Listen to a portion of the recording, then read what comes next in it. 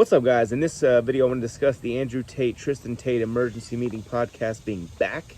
The first episode since they've been released from jail just dropped.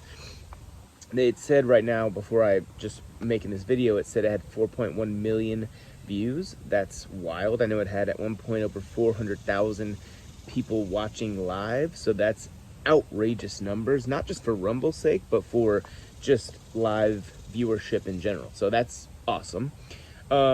They pretty much made it clear. Obviously, they can't talk much about the case and stuff like that. It's still going on.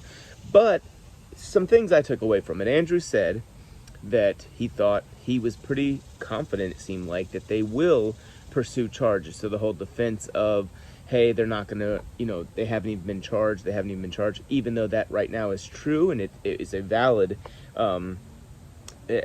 defense for them, or it has been up to this point. He does think that at least for one charge there will be an actual charge. So and that's probably advice from his lawyer, I would imagine, unless it's just him saying he's been predicting everything else, right? So it could just be him just having a gut feeling that they're gonna try and charge it because it's been too much of a big old fuss. But to me, if they go in and charge him, right, to me where that would get weird is, I don't know how Romanian law works, but I would assume that at that point they would have to actually show some kind of evidence, right? Tristan made a very good point. By the way, Tristan is a badass. That dude, holy shit. To have a younger brother like Tristan, I'm sure gives Andrew a lot of strength, as he spoke on in the PBD interview recently. Tristan is as loyal a brother and man that you can come by. I've seen a lot of people break very quickly, not over time, but break immediately upon pressure from law enforcement, because law enforcement will lie to you. They will tell you that you're going to go to jail for a much longer time period than you probably would, or than you might be. They will lie and they will say things to destroy you and get you to break. Tristan, by the way Andrew made it seem, and by the way Tristan made it seem in this emergency meeting podcast, he basically was like, don't give a fuck. I'm not the one saying any of this stuff that Andrew's saying. Don't care. This is my brother. I'm going down with him, and I won't even leave. He said something to the effect of, I won't leave this jail if you release me and don't release Andrew. That's pretty inspirational stuff. I've actually, in my 35 years of life, I don't think I've ever seen two brothers stick together so tightly knit. And I think that, I know Andrew and them, they talk a lot about their father and some of the, great advice he gave them, and just the great quotes they have from him and all that. But to me, as a father myself, the greatest thing, in my opinion, that he's done, or that he did, rest in peace to him, is raise two boys that stick together to the point where they're like, I will literally die for you, and I will go rot in a Romanian dungeon, even though I didn't say a word. Like, so many, I can't even express to you the amount, the percentage of people that would actually have at least one time told Andrew in jail, like, damn, dude, maybe you shouldn't have gone so hard. Maybe you shouldn't have said X, Y, or Z, right? Maybe you shouldn't have messed with Greta. Who knows what it would have been. Obviously, the Greta thing is not the reason why they were in jail. But the point is, Andrew said that Tristan, not one time did Tristan ever even moan while in a Romanian dungeon for 93 days or whatever it was. So that's, to me, is I think it's a fantastic testament to their character. And again, it's I respect the hell out of their father for that, along with many. I like a whole bunch of his quotes and all that stuff, don't get me wrong, but just the fact that these two guys as brothers will always be this way, and have always been this way, in terms of just how tightly knit they are, it's impressive. Other things I took away from the emergency meeting, well, they're not going to shut up, and that's great. I think it would be a real shame, and look, at the end of the day, I can't blame anybody if they don't want to put their life on the line for strangers, or to make a positive impact to people that they don't even know. But at this point, the way Andrew has talked about it, like he's, the impact he wants to have beyond financial gain, it would be sort of hypocritical for him to stop talking now. It's like, oh, don't want to go to jail, going to shut up now. But at the same time, I would understand that, right? Like, look, I'm not in that position. You know what I mean? If I were in the position of like, hey, I can just chill with my hundreds of millions of dollars and keep my mouth shut and go, go enjoy my life, and he's got kids too, and family and stuff. So, or I could just say, F that, I'm not shutting up, even though, in my opinion, at that point, I think that means I'll have to look over my shoulder for an attempted assassin at some point, is what he said. And I don't think that's not true. I mean, that might be true.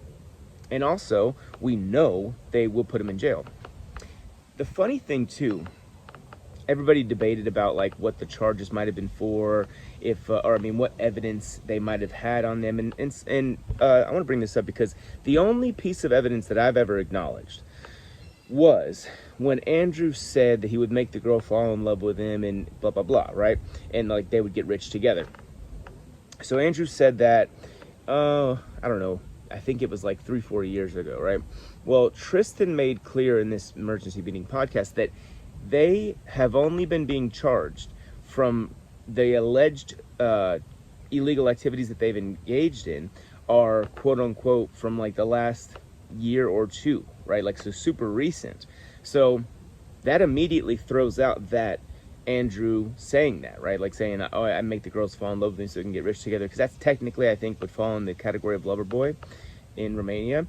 And which I, from a moral standpoint, like I don't see anything super wrong with that. Like girls do that to men every day and nobody says anything. But in any case, I think that that's something to actually acknowledge again in the face of like, what if not that one piece of evidence, then what? Like, I mean, what could there possibly be of a 14-month long investigation that they leaked both raids to the public?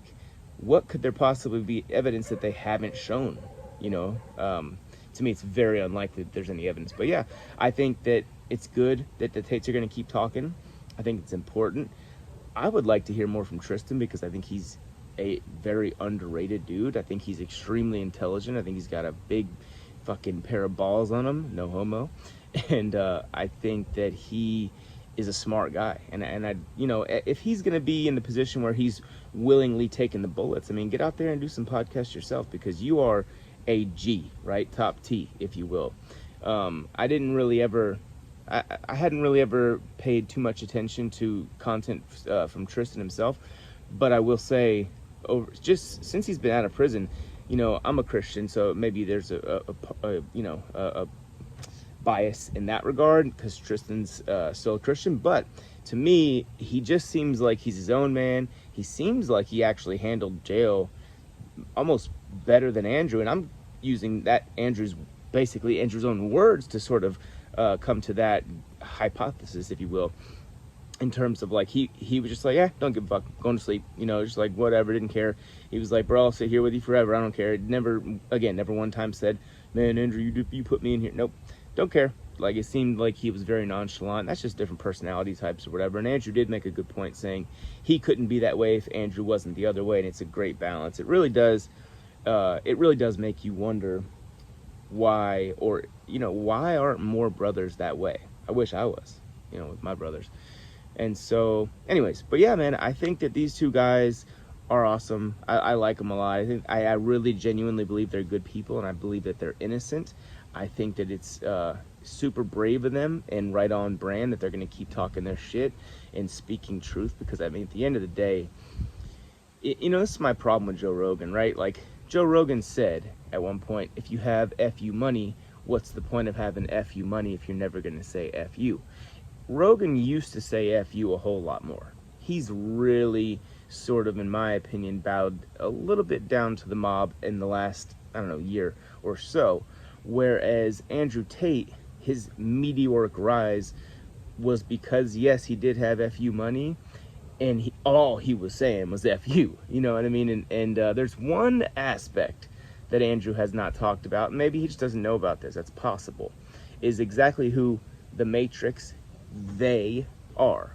And if you don't know what I'm talking about, then don't even worry about it, because I'm not really going to get into it on YouTube. But I mean, I'm sure I have, and I will eventually. But I would like to hear him say a little bit more names if he so chooses to keep talking his truth. Stupid dog. But anyways, you guys enjoy. Hope if you enjoyed the video, subscribe, like the video. Talk to you later. Peace out.